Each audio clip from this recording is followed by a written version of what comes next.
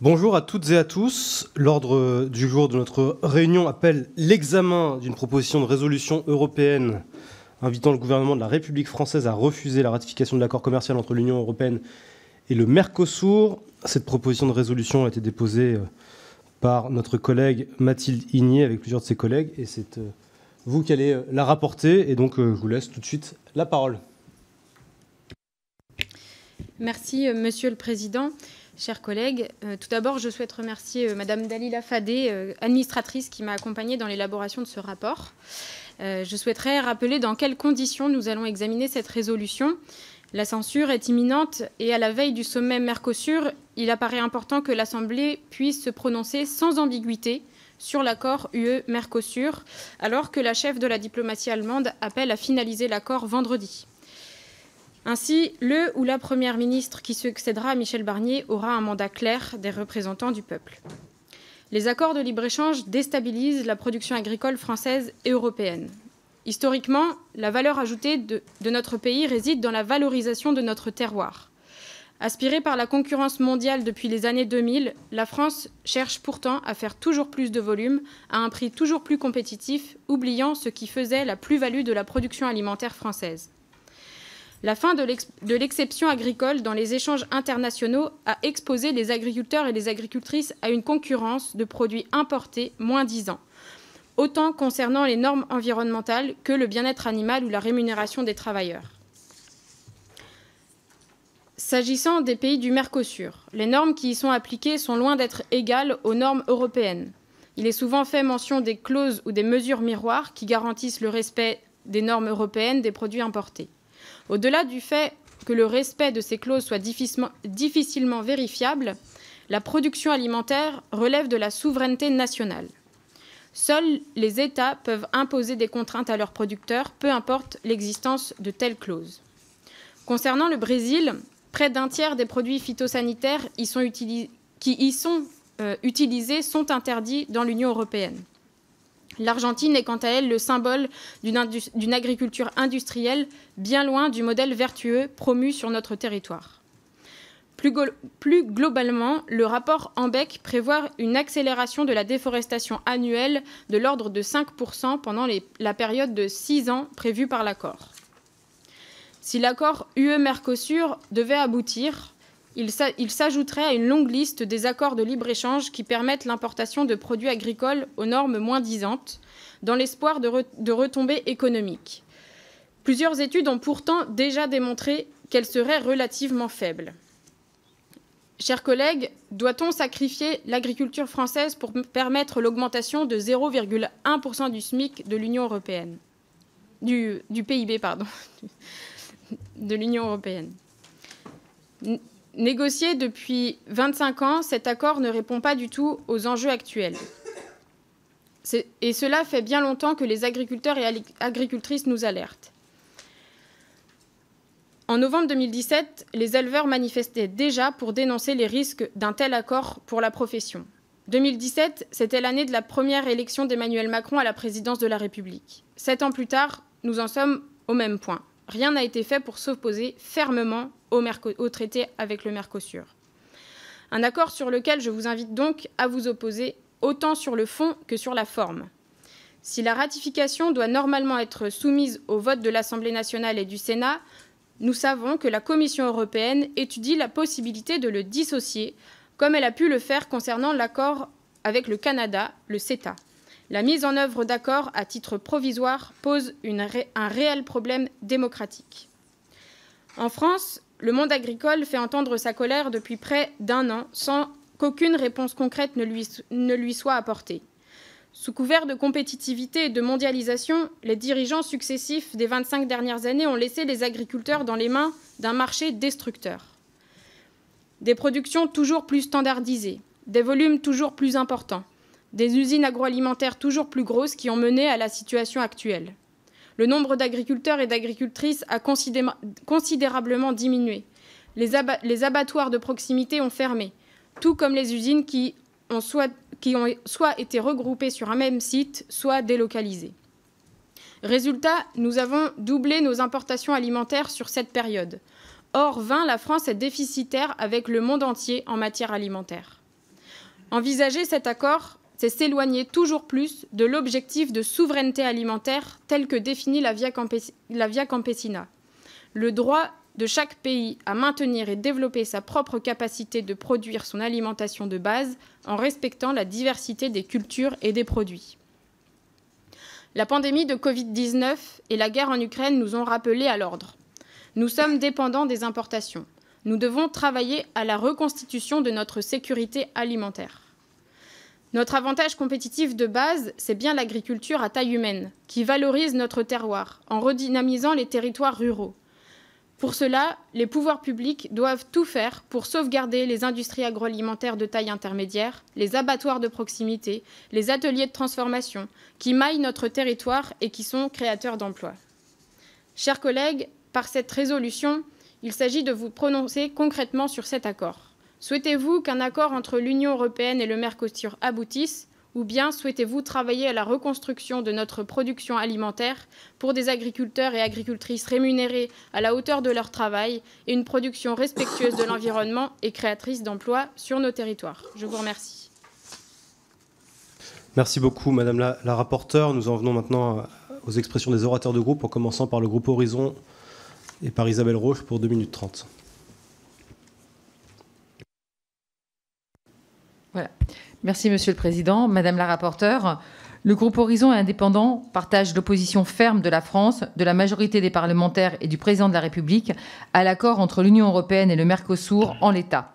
L'accord ne contient pas suffisamment de clauses miroirs, comme le bien-être animal, les pesticides et les limites maximales de résidus. Et il doit aussi encore inclure le respect des accords de Paris comme engagement contraignant. En l'état, l'accord Union européenne-Mercosur représente un danger à la fois pour nos agriculteurs et pour le respect de nos objectifs environnementaux. Les normes de production dans le Mercosur, pesticides, bien-être animal, sont largement inférieures à celles de l'Union européenne, mettant nos agriculteurs face à une concurrence déloyale. Les coûts environnementaux sont aussi difficilement acceptables, notamment l'accroissement de la déforestation et des émissions liées aux importations agricoles.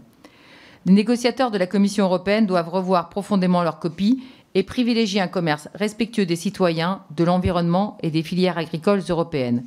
À défaut, nous ne pouvons accepter que l'accord soit séparé en deux pour en isoler sa partie commerciale, compétence propre de l'UE, ce qui priverait notre Parlement d'un vote lors de sa ratification. Cela étant dit, nous nous interrogeons sur la pertinence de cette proposition de résolution. Notre Assemblée, en effet, s'est déjà prononcée sur la question il y a seulement quelques jours et a approuvé à 484 voix contre 70 la déclaration du gouvernement qui s'est engagé à s'opposer à l'accord en l'état. Donc cette proposition de résolution européenne est donc déjà satisfaite. L'objet de cette PPRE n'est qu'un prétexte, en fait c'est ce que nous pensons, pour les députés du groupe LFI de justifier leur vote contre lors de la déclaration du gouvernement en vertu de l'article 50-1 de la Constitution. Et donc nous refusons de participer à ce qui s'apparente plus à une session de rattrapage pour expliquer ce manque de cohérence de votre part. Et donc par conséquent, le groupe Horizon Indépendant ne prendra pas part au vote sur cette proposition de résolution européenne. Je vous remercie. Merci beaucoup, Madame la rapporteure. Merci, Monsieur le Président. Merci, Madame la députée. Je tiens à rappeler que dans notre niche parlementaire qui avait lieu la semaine dernière, la première proposition qui devait être mise au débat était cette proposition de résolution pour s'opposer à l'accord UE-Mercosur que le gouvernement avait jugé irrecevable et qui, quelques semaines après, s'en mordait les doigts. Et donc c'est grâce aussi aux Insoumis qu'il y a pu avoir un débat 50-1 parce que nous avions demandé au gouvernement. Ensuite, vous avez dit des choses avec lesquelles je suis d'accord, mais la nuance qui nous oppose, c'est le « en l'état ». Vous êtes opposé à cet accord en l'état. Nous sommes opposés fermement, sans ambiguïté, à cet accord UE-Mercosur. Et c'est pour cela que cette proposition de résolution qui vous est présentée aujourd'hui permet de s'opposer sans ambiguïté à l'accord UE-Mercosur, tant sur le fond que sur la forme, sans parler de clauses miroirs, comme ce que le gouvernement indiquait dans son discours lors du débat. Je vous remercie. Merci beaucoup, Madame la rapporteure. La parole est à Maxime Michelet pour le groupe UDR. J'avais encore quelques instants, non, pour répondre. Non. Je ne les ai pas vus. Honnêtement, je ne sais pas. Vous n'avez pas fait vos 2 minutes 30 ? Non. Alors... Non, je n'ai pas fait mes 2 minutes 30. Allez-y, voilà. Utilisez vos 2 minutes 30 la prochaine fois.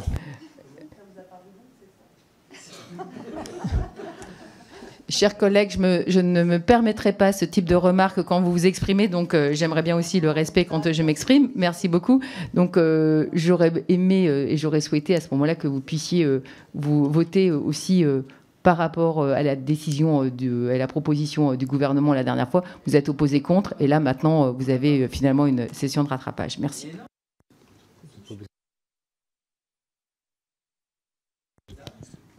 Je continue de dire qu'en fait, vous avez parlé de cohérence, et justement, nous avons voulu être cohérents jusqu'au bout, c'est-à-dire nous opposer à l'accord UE-Mercosur,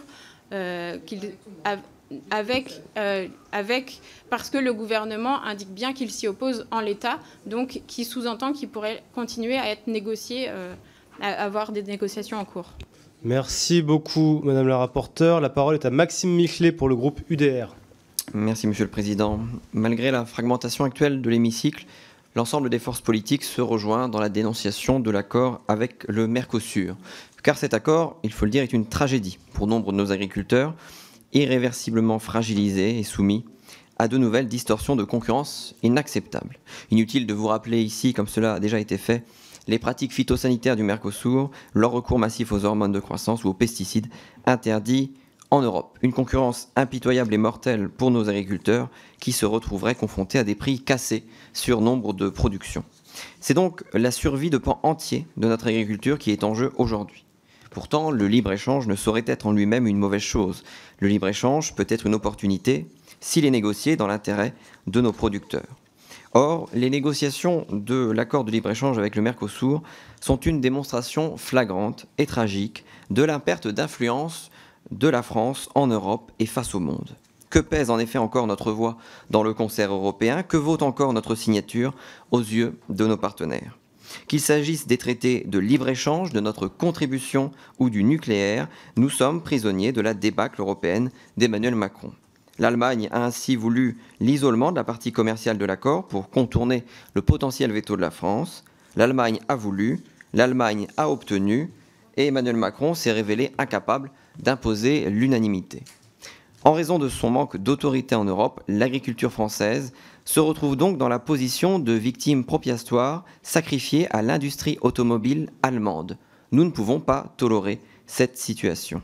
L'Union des droites pour la République ne porte pas de posture dogmatique sur le libre-échange, mais appelle à une lecture lucide et stratégique des rapports de force issus de la mondialisation. Nous appelons au sursaut dans la défense de nos agriculteurs et de manière générale dans la défense des intérêts de la France et des Français.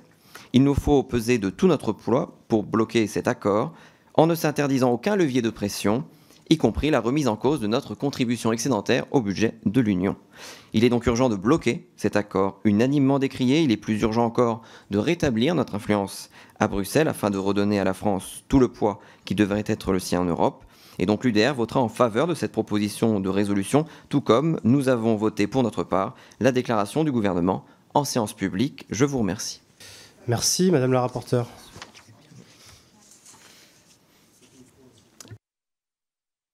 Merci, monsieur le député.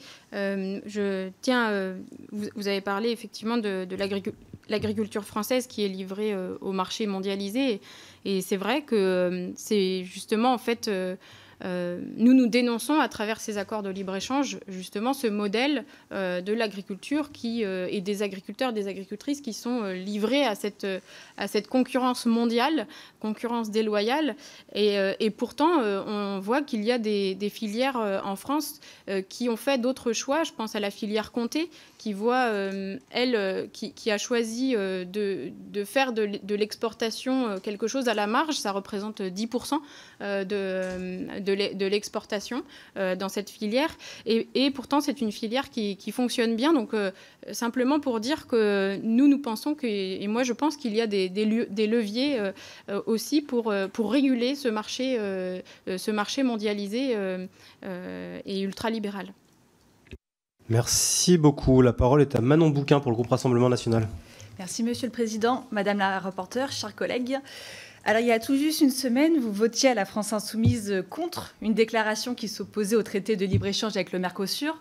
Mais aujourd'hui, vous dites que vous y êtes opposé également. Donc, très bien, mais j'espère juste que vous comprenez que votre position est illisible. À force de jouer les opposants de façade et les fauteurs de troubles, il devient compliqué de vous suivre et de savoir où vous vous situez. Surtout lorsqu'on regarde qui sont vos alliés, je pense notamment aux écologistes, dont l'objectif est de, in fine, de tuer notre agriculture de l'intérieur. Parce que, à force de réclamer plus de normes, à force de vouloir aller toujours au-delà de ce que demande le droit européen, vous finirez par nous faire importer tout ce que nous ne pourrons plus produire ici et à un coût environnemental bien plus lourd. Par votre dogmatisme, vous êtes en grande partie responsable du déclin agricole. Par votre vision étriquée de l'agriculture, vous mettez à mal notre souveraineté alimentaire. Aujourd'hui, l'agriculture française survit. Ce qui semble être son dernier souffle d'espoir se fait entendre par la voix des agriculteurs qui manifestent leur colère depuis le début de l'année face à un gouvernement dont les annonces n'ont jusqu'à présent apporté aucune réponse concrète.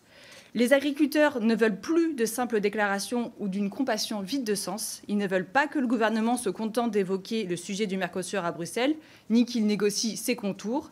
Ils attendent que le gouvernement assume enfin son rôle de défenseur des intérêts nationaux, qui disent fermement non à Bruxelles et annoncent sans trembler que les Français ne veulent pas de cet accord, ni d'aucun d'autre d'ailleurs, du même acabit.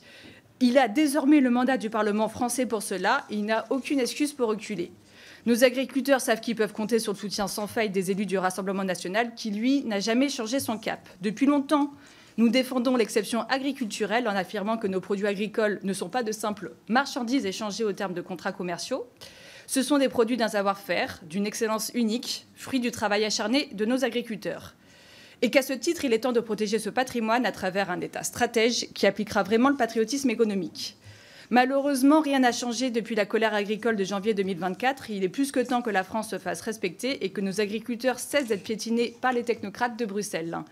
Il faut donc abandonner ce traité de libre-échange qui met en péril nos filières agricoles et notre souveraineté. Nous devons défendre nos intérêts nationaux avec fermeté en refusant cet accord qui n'a pas sa place dans l'avenir de notre agriculture et de notre pays. Je vous remercie. Merci, Madame la rapporteure. Merci, Monsieur le Président. Je voudrais réagir sur l'opposition écologie et agriculteurs. Je pense que c'est quand même, c'est assez cliché en fait de dire ça, étant donné que le monde agricole est prêt à effectuer des transitions. Ils l'ont clairement dit et je rappelle d'ailleurs que ils étaient nombreux à déposer des dossiers, à faire des demandes de MAEC, de mesures agro-environnementales et climatiques, et que malheureusement, il n'y avait pas assez de... L'enveloppe était sous-dimensionnée par rapport aux demandes qui avaient été faites. Donc, simplement dire que il y a une vraie volonté du monde agricole de faire des transitions en agriculture, en agroécologie sur les fermes. Donc, on ne peut pas opposer les deux. Maintenant, il faut aussi pouvoir accompagner les agriculteurs et les agricultrices à faire cette transition. Ensuite, vous avez dit que je sais pas, on était des responsables du déclin agricole. Je rappelle quand même que sur ces 7 dernières années, nous n'étions pas au pouvoir. Donc, ce n'est pas nous qui sommes responsables de ce déclin agricole qui est dramatique, puisque je rappelle que dans les 10 prochaines années, on va perdre la moitié des agriculteurs et des agricultrices, et qu'aujourd'hui, justement, il faut pouvoir donner envie aux jeunes de s'installer, et ce n'est pas en signant des accords de libre-échange et en mettant les agriculteurs et les agricultrices en concurrence à travers le monde que l'on donnera aussi envie aux jeunes de s'installer, parce que je crois qu'il y a quand même un sentiment de fierté à être agriculteur ou agricultrice, fierté de pouvoir produire des aliments de qualité et de pouvoir les vendre localement, de pouvoir les vendre localement. Et je pense que c'est justement cette fierté de l'agriculture qu'il faut préserver et qui donnera envie aux jeunes de s'installer dans les prochaines années. Merci beaucoup, Madame la rapporteure. La parole est à Liliana Tanguy pour le groupe Ensemble pour la République. Merci, Monsieur le Président, Madame la rapporteure. L'accord d'association entre l'Union européenne et le Mercosur est un enjeu crucial pour notre agriculture, notre souveraineté alimentaire et nos engagements environnementaux. Je voudrais dire ici que la France, par la voix du Président de la République et du Premier ministre, mais aussi par la voix de la ministre de l'Agriculture et de la ministre du Commerce extérieur et de leurs prédécesseurs, s'oppose à la signature de l'accord en l'état. Aussi, la France travaille activement aux côtés de ses alliés à la constitution d'une minorité de blocage contre la signature de l'accord. La semaine dernière, cela a été dit à l'occasion des 2 débats avec vote organisés par le gouvernement conformément à l'article 50-1 de notre Constitution, 822 parlementaires français, dont les députés de notre groupe, ont signifié leur opposition au traité. Aussi, nous croyons que la voix du Parlement a déjà été très clairement exprimée sur ce sujet. La proposition de résolution européenne que vous présentez aujourd'hui n'apportera rien de plus pour les agriculteurs et les consommateurs français et européens. C'est pourquoi le groupe Ensemble pour la République ne votera pas la proposition de résolution européenne du groupe LFI. L'histoire montre que les grandes nations prospèrent grâce aux échanges. Mais cet accord, dans sa forme actuelle, est incompatible avec nos exigences. Il risque de faciliter l'importation de produits agricoles utilisant des substances interdites chez nous, comme les OGM ou les hormones. Cette concurrence déloyale mettrait en péril des milliers d'agriculteurs, notamment dans nos territoires ruraux, et fragiliserait notre modèle d'agriculture durable. À ce titre, le 14 novembre dernier, j'ai soutenu avec mes collègues parlementaires EPR du Finistère la motion de la FDSEA et des jeunes agriculteurs du Finistère contre l'accord du Mercosur qui menace la souveraineté alimentaire et l'agriculture durable de notre région. Notre agriculture n'est pas une variable d'ajustement. C'est un pilier stratégique de notre souveraineté et de notre équilibre territorial. Nous maintenons notre opposition à cet accord en l'état, car nous exigeons un commerce équilibré et respectueux à l'image des clauses miroirs qui garantiraient l'alignement des normes entre produits importés et produits locaux. Les députés du groupe EPR veilleront donc à ce que nos agriculteurs, nos consommateurs et nos territoires soient entendus. Je vous remercie. Merci beaucoup, Madame la rapporteure. Oui, merci Monsieur le Président. Madame la députée, je le redis, cette proposition de résolution est sans ambiguïté sur l'accord UE-Mercosur. L'objet de cette PPR, c'est de refuser la signature de cet accord, quel qu'il soit, c'est-à-dire avec ou sans clause miroir. C'est toute la différence, en fait, entre quand vous dites que vous vous opposez à cet accord en l'état, et en fait, c'est bien le en l'état que nous refusons. Nous refusons catégoriquement la signature de cet accord UE-Mercosur. Merci beaucoup. La parole est à Manon Meunier pour le groupe de la France Insoumise. Merci, Monsieur le Président. Ce que l'on ne supporte plus, ce sont ces injonctions contradictoires que la société et les politiques font peser sur nos épaules. D'un côté, on nous dit « produisez mieux, de la qualité pour la santé et pour l'environnement ». De l'autre, on nous dit « soyez compétitifs avec les fermes-usines brésiliennes et produisez pas cher ». Voilà ce que m'expliquait Philippe, éleveur bovin chez moi en Haute-Vienne. La dernière prise de position gouvernementale sur l'accord UE-Mercosur est l'exemple parfait de ce double discours. Dans sa déclaration, le gouvernement nous a expliqué être opposé à l'accord, certes, mais opposé à l'accord en l'état, et a exprimé la volonté de développer des clauses miroirs pour permettre un accord futur. Alors que nous savons que ces clauses ne seront jamais respectées. Les autorités brésiliennes ne nous garantissent aujourd'hui aucune traçabilité sur les quelques clauses miroirs qui existent déjà. Et même si les clauses étaient respectées, pourquoi importer du bœuf brésilien quand on peut le produire en France ?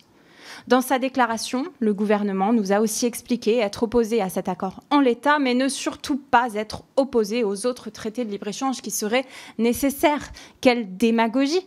Expliquez-moi en quoi l'accord avec la Nouvelle-Zélande que vous avez laissé passer serait mieux que le Mercosur. Ce même accord qui autorise l'import de 38 000 tonnes de viande ovine supplémentaire, alors que la France ne produit que 48% de la viande ovine qu'elle consomme aujourd'hui et que la Haute-Vienne, à elle seule, a perdu 70% de son cheptel en 30 ans sous l'effet notamment de la concurrence déloyale. Expliquez-moi en quoi aussi le CETA que vous laissez s'appliquer serait meilleur. Il permet l'import de 65 000 tonnes de viande bovine aujourd'hui. C'est précisément ce double discours, ces injonctions contradictoires du monde politique depuis des années qui font exploser la crise agricole aujourd'hui. À la France Insoumise, nous avons toujours été clairs sur nos positions. Notre groupe a toujours été le seul à voter à 100% contre tous les traités de libre-échange au Parlement européen. Quand la dernière fois, pour l'accord avec le Chili, le groupe du RN a voté à 51% pour, la droite à 80% pour et les macronistes à 99% pour. Si nous sommes tous aussi fiers du modèle agricole français qui préserve nos paysages, la santé et l'environnement. Alors protégeons-le et sortons de ces traités qui utilisent toujours l'agriculture comme variable d'ajustement. La France a le pouvoir diplomatique de rejeter le Mercosur. Imposons un vote avec veto au Parlement européen et permettons à la France de rejeter cet accord. C'est ce que nous vous proposons par cette proposition de résolution européenne. Merci beaucoup, Madame la rapporteure. Merci, Monsieur le Président, chers collègues. En fait, ce que vous dites là, c'est que finalement, nous, à travers cette opposition à ce traité de libre-échange UE-Mercosur, mais finalement à notre opposition à tous les traités de libre-échange, en fait, ça pose la question de quel modèle agricole on souhaite pour la société, pour nos sociétés européennes.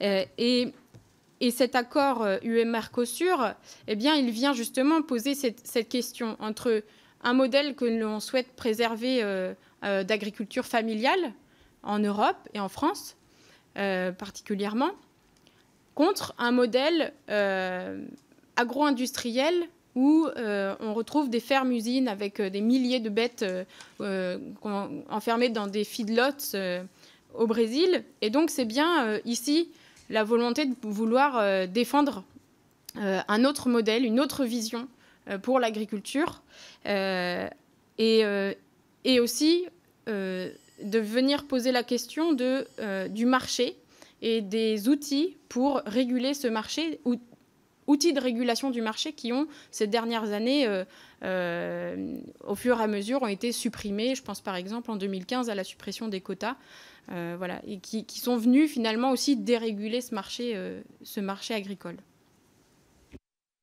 Merci beaucoup. Dernière prise de parole, Marita Karamanli pour le groupe socialiste et apparenté. Merci, Monsieur le Président, Madame la rapporteure. Cette proposition de résolution européenne dont nous discutons cet après-midi, qui vise à inviter justement le gouvernement français à décliner le projet de traité de libre-échange entre l'Union européenne et les 5 États d'Amérique latine, dit Mercosur. Notre commission a déjà eu l'occasion d'en discuter de façon indirecte lorsqu'elle a eu à se prononcer et a adopté la PPRE de notre collègue Dominique Potier. Cette dernière qui visant à prévoir dans tous les traités commerciaux de l'Union européenne des clauses dites miroirs, conçues non seulement comme des mesures de réciprocité garantissant qualité et sécurité des produits agricoles importés, mais aussi un processus en assurant l'effectivité à l'instar d'une forme de marquage CE, comme on dit, au sens de conforme aux normes européennes. Cela a été dit, il y a un enjeu de démocratie et de transparence derrière des négociations qui durent et dont les parlements européens et nationaux n'ont pas toutes les clés. Certes, la négociation, par définition, suppose d'avancer au fil de celle-ci, mais reste que l'ensemble des clauses principales, les dispositifs additionnels ou encore les annexes, souvent techniques, ne sont pas connues ou transmises au long de ces discussions. À bien des égards, donc, des députés sont aveugles à ce qui se passe, ce qui augmente les doutes sur les bénéfices avancés par l'exécutif européen. Et sur le fond, le projet de traité avec le Mercosur, en négociation depuis le début des années 2000, permettrait notamment l'importation en Europe d'énormes quotas, vous l'avez dit, de viande bovine, porcine, volaille, de sucre, d'éthanol, etc., provenant de ces pays. Le débat dépasse, nous semble-t-il, en réalité, la simple question agricole. Nous insistons sur plusieurs points comme socialistes et apparentés depuis 2018. Celle de la régulation demandée par les États en voie de développement qui contestent justement la façon dont les prix des matières premières sont fixés et la différence entre les montants d'achat et de revente en Europe. La nécessité d'un traitement spécial différencié par certains produits, par exemple la première nécessité en matière alimentaire, et la question de la ratification de ces accords de nouvelle génération par les parlements nationaux à la suite du Parlement européen. Nous estimons nécessaire des avis indépendants et experts concernant l'impact de ces traités. Donc sur la PPRE présentée cet après-midi, mes collègues et le groupe socialiste et apparentés entendent apporter leur soutien et en précisant certains éléments à partir de 3. Merci beaucoup, Madame la rapporteure. Merci, Monsieur le Président. Merci, Madame la députée. Effectivement, je voulais profiter de ce moment pour vous dire mon accord avec un des amendements que vous avez déposé et qui pose effectivement question dans ces négociations. C'est le manque de transparence et de visibilité sur quoi on se positionne, les documents de cet accord ne sont pas transmis. Et donc, lors de l'examen des amendements, je donnerai un avis favorable à votre amendement. Merci beaucoup. Nous en avons terminé avec les expressions des orateurs de groupe. On va commencer l'examen de la proposition de résolution et des amendements qui ont été déposés. Il y en a 8 en tout. En commençant par l'amendement numéro 1 de Manon Bouquin. Merci. Donc, c'est un amendement qui vise à prendre en compte le vote en faveur de la déclaration du gouvernement du 26 novembre 2024 que nous avons tous voté sauf LFI, donc qui était pour exprimer en fait l'opposition au Mercosur en l'état. Donc c'est une élocution qui va dans le bon sens, même si la ministre de l'Agriculture ne remet pas en cause le principe de libre-échange même du traité. Maintenant, fort de ce mandat que lui confie l'Assemblée nationale, il faut que la France fasse peser sa volonté dans les négociations européennes. Je vous remercie. Merci. Votre avis, Madame la rapporteure? Merci, Monsieur le Président. J'aimerais rappeler que lors de son discours, le gouvernement ne s'est pas opposé fermement à la conclusion de l'accord entre l'Union européenne et le Mercosur. Le gouvernement n'y est opposé qu'en apparence, puisque, comme vous le mentionnez, il souhaiterait qu'apparaissent dans l'accord des clauses miroirs et que ces dernières soient contrôlées. Ici, il s'agit bel et bien de s'opposer, peu importe sa forme, à la conclusion d'un tel accord de libre-échange avec le Mercosur. Et pour revenir sur les clauses miroirs, elles sont difficilement, voire impossibles à mettre en œuvre. Nous avons l'exemple des hormones dont la Commission européenne a reconnu ne pas pouvoir vérifier leur utilisation ou non dans les produits finis. Également sur la question des pesticides, la non-détection de néonicotinoïdes dans les produits ne garantit pas qu'ils n'aient pas été utilisés durant le processus de production. Ils peuvent simplement se trouver à des concentrations trop faibles pour être détectés.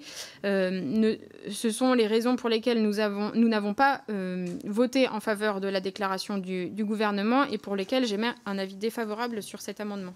Merci beaucoup. Manon Meunier.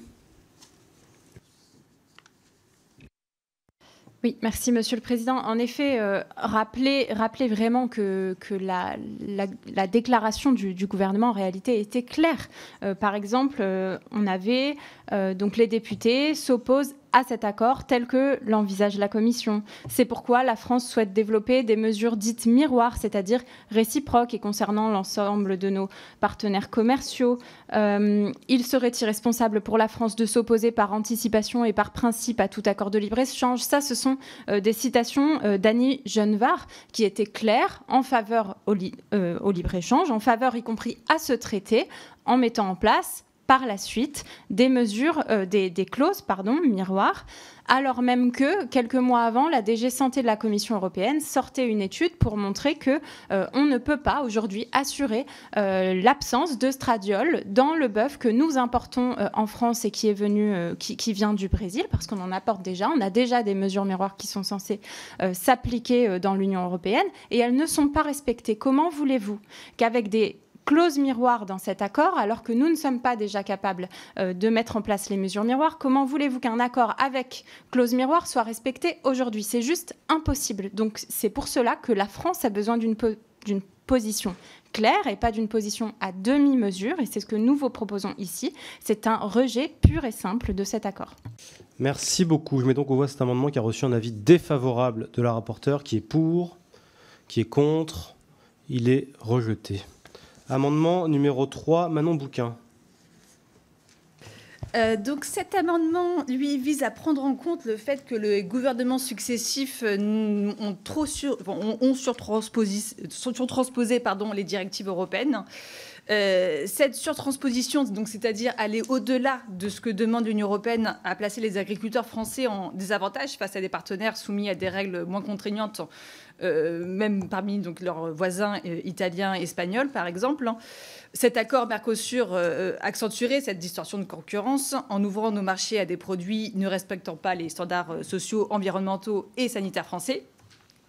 Cette surtransposition fragilise davantage les exploitations agricoles déjà en difficulté, en alourdissant les réglementations sans garantie suffisante de réciprocité. Et donc, c'est pourquoi cet amendement proposé vise à reconnaître cette problématique et à défendre une agriculture compétitive au service de notre souveraineté alimentaire et de nos territoires. Je vous remercie. Merci. Votre avis, Madame la rapporteure. Rappeler que la France est le 4e pays de l'Union européenne à autoriser le plus de produits phytosanitaires après l'Italie, la Grèce et l'Espagne. Notre pays a été condamné à de multiples fois par la Cour de justice de l'Union européenne pour des manquements aux transpositions européennes relatives à l'environnement. Et donc, avec cet amendement, vous ne faites qu'alimenter un faux cliché selon lequel on ne pourrait pas à la fois soutenir les agriculteurs et protéger l'environnement. Avis défavorable. Très bien, je mets donc au voie cet amendement qui a reçu un avis défavorable de la rapporteure, qui est pour, qui est contre, il est rejeté. Amendement numéro 2, Madame Bouquin. C'est un amendement qui invite à prendre en compte le mal-être agricole dans les arguments contre le Mercosur. On a tous en mémoire les manifestations d'agriculteurs de janvier 2024 en France et en Europe qui ont mis en lumière l'opposition massive à l'accord du Mercosur. D'ailleurs, je ne pense pas qu'on serait autour de cette salle tous contre le Mercosur s'il n'y avait pas eu ces grandes manifestations. Ces mobilisations donc, ont permis de porter ce débat au premier plan. Parce que sans ça, en fait, ça se serait décidé discrètement à Bruxelles, loin des préoccupations nationales. Cet amendement propose de réaffirmer le soutien aux agriculteurs en défendant une agriculture respectueuse des normes sociales, sanitaires et environnementales françaises. Il vise à garantir que les décisions ne se prennent pas sans consultation des agriculteurs, qui sont les piliers de notre souveraineté alimentaire et de la préservation de nos territoires. Je vous remercie. Merci. Votre avis, Madame la rapporteure. Il est déjà mentionné dans la proposition de résolution les conséquences désastreuses de ce traité pour les agriculteurs français. Je considère que cet amendement est déjà satisfait, donc retrait ou à défaut défavorable. Est-ce que vous le retirez? Très bien, alors je le mets aux voix. Amendement numéro 2 qui a reçu un avis défavorable, qui est pour, qui est contre, il est rejeté. Amendement numéro 5, Madame Bouquin. Merci. C'est un amendement qui vise à prendre en compte l'ensemble des traités déjà signés ou en cours de négociation. Les accords de libre-échange existants, comme ceux avec la Nouvelle-Zélande de 2024 ou le Japon, ont exposé les agriculteurs français à une concurrence déloyale en ouvrant les marchés à des produits non conformes aux normes sanitaires et environnementales européennes. On a le CETA avec le Canada qui a démontré les effets néfastes de ces accords en favorisant l'importation de produits à bas coût, souvent non alignés sur les standards français. Et il y a de nouveaux accords en négociation, tels que celui avec l'Australie, qui risque de fragiliser davantage certaines filières, comme celle de la viande bovine. Et donc ajouter l'accord de Mercosur dans ce contexte reviendrait à intensifier les pressions de nos filières agricoles déjà en difficulté et à mettre en péril leur pérennité et leur compétitivité. Je vous remercie. Merci. Votre avis, Madame la rapporteure. C'est un avis, retrait ou défavorable, puisque l'alinéa 28, comme le 22 d'ailleurs, l'alinéa 28 commence par considérant que l'accord Union européenne-Mercosur, comme tout accord de libre-échange, et donc il n'y a pas besoin de, une nouvelle fois, mentionner les conséquences des accords de libre-échange, c'est satisfait. Merci, Madame Tanguy. Merci, Monsieur le Président. Je voudrais rappeler ici que le libre-échange n'est pas une mauvaise chose en soi, puisque c'est aussi source de bénéfices pour nos filières agricoles.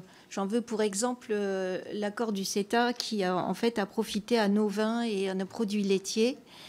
Et je voudrais aussi rappeler que le quota de bœuf qui avait été décrié pendant les négociations sur le CETA, qui allait inonder le marché français, enfin c'est 29 tonnes de bœuf canadien importé en 2023, sur un quota de, ça a été rappelé tout à l'heure, enfin c'est 2% uniquement du quota qui a été consommé depuis la ratification de l'accord du CETA. Donc c'est absolument faux de dire qu'on importe massivement du bœuf canadien ou on va importer massivement du bœuf d'Amérique latine. Donc on est opposé à cet amendement. Très bien, merci beaucoup. Je mets donc au voie cet amendement qui a reçu un avis défavorable, qui est pour, qui est contre, il est rejeté. Amendement numéro 6, Madame Caramanli. Oui, Monsieur le Président. Par cet amendement, effectivement, notre groupe, nous rappelons notre opposition à l'adoption de l'accord entre l'Union européenne et le Mercosur, à l'absence justement d'un accès au marché européen conditionné à la mise en œuvre effective et au contrôle qu'on avait rappelé d'ailleurs avec la PPRE de Dominique Potier de l'application des mesures miroirs existantes et en l'absence également de clauses suspensives relatives au retrait, au respect par les États de leur engagement au titre de l'accord de Paris. Merci beaucoup. Votre avis, Madame la rapporteure? Pardon. Merci, Monsieur le Président.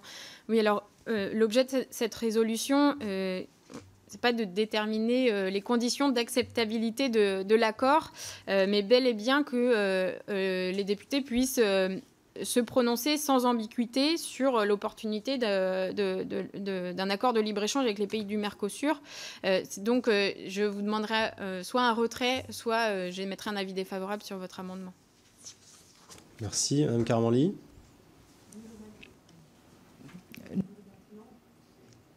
On maintient cet amendement parce qu'en fait, on reste en cohérence avec ce que nous avions déjà apporté.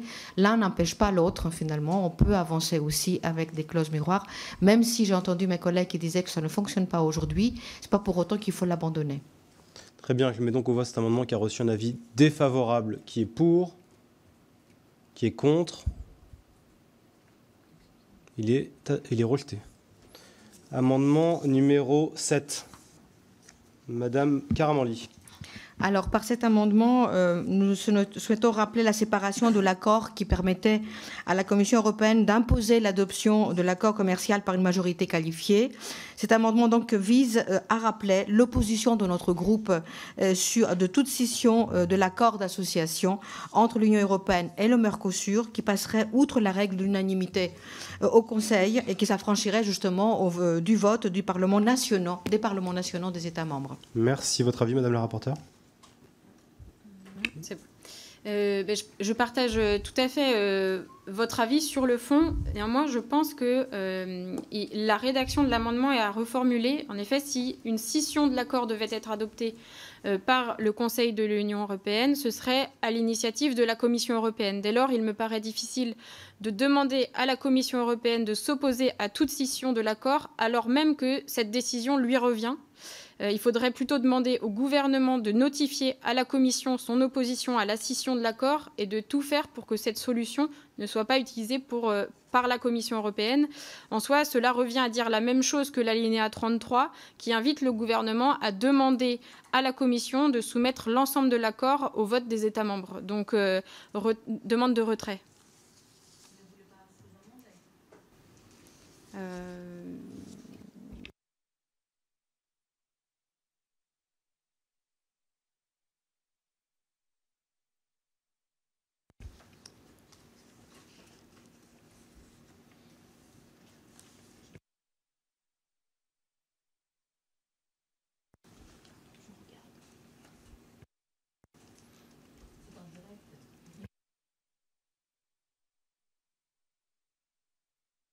Ça a montré dans toutes les écoles de députés.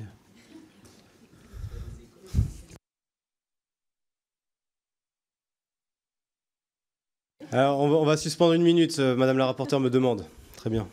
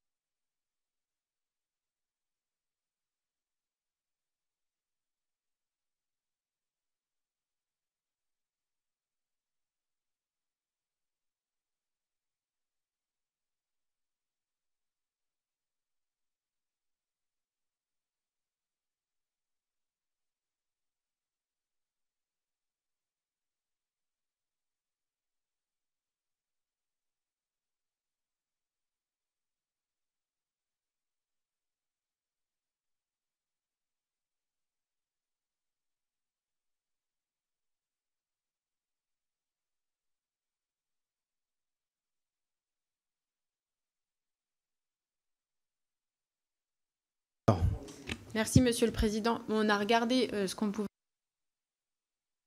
Ça semble... pour moi, l'alinéa 33 fait que votre amendement est satisfait.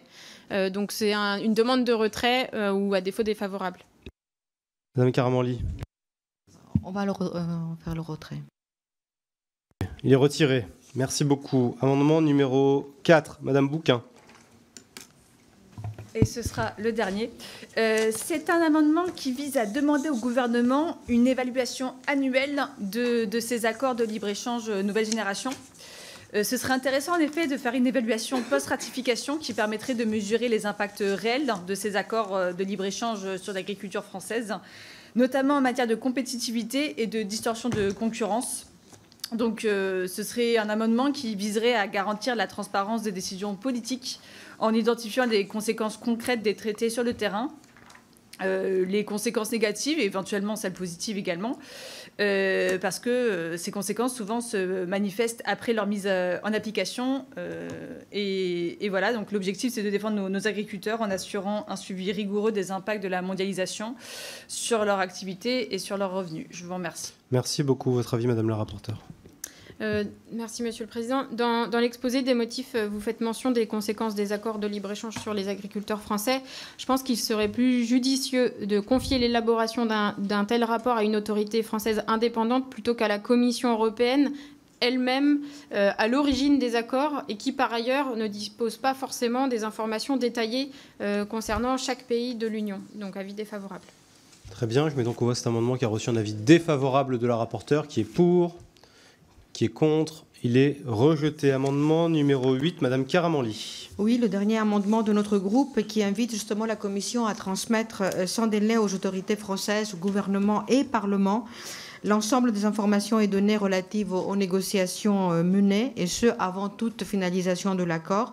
Il nous semble vraiment que, plus que jamais, est nécessaire aujourd'hui que les parlements nationaux soient suffisamment éclairés et informés des négociations préalables à tout accord qui serait soumis à l'accord des États membres et qui pourrait donc recevoir le soutien d'une majorité d'entre eux. Merci beaucoup. Votre avis, Madame la rapporteure. Oui, effectivement, dans un souci de transparence et de contrôle par le Parlement des négociations menées par la Commission européenne, donc sur ces accords de libre-échange, eh bien, je donne un avis favorable à votre amendement. Merci beaucoup. Je mets donc au vote cet amendement qui a reçu un avis favorable. Qui est pour, qui est contre. Il est adopté. Nous allons finir avec l'examen des amendements. Je mets donc au vote l'article unique de la proposition de résolution ainsi modifiée. Qui est pour, qui est contre. L'article unique est adopté et donc votre proposition de résolution est également adoptée. Félicitations. Est-ce que vous voulez dire un mot? Non. Très bien. Bravo. Bonne soirée. Bonne soirée à tous. Juste avant de terminer notre réunion, j'ai quelques nominations de rapporteurs. J'ai été saisi des candidatures suivantes. Celle d'Henri Alfandari sur la proposition de résolution européenne dont il est l'auteur visant à mettre en place un cadre européen sur les relations contractuelles des centrales d'achat de la grande distribution avec les producteurs. Et puis celle de Daniel Obono en tant que co-rapporteur d'information sur la politique monétaire de la zone euro face aux défis climatiques. S'il n'y a pas d'objection, je vous propose de valider ces nominations. Je vous remercie. La réunion de demain après-midi est annulée compte tenu de l'agenda que nous avons en séance publique. Et je vous propose de nous retrouver la semaine prochaine avec peut-être l'audition de la ministre Pannier-Runacher ou autrement rendez-vous mercredi 11 l'après-midi. Bonne fin de journée.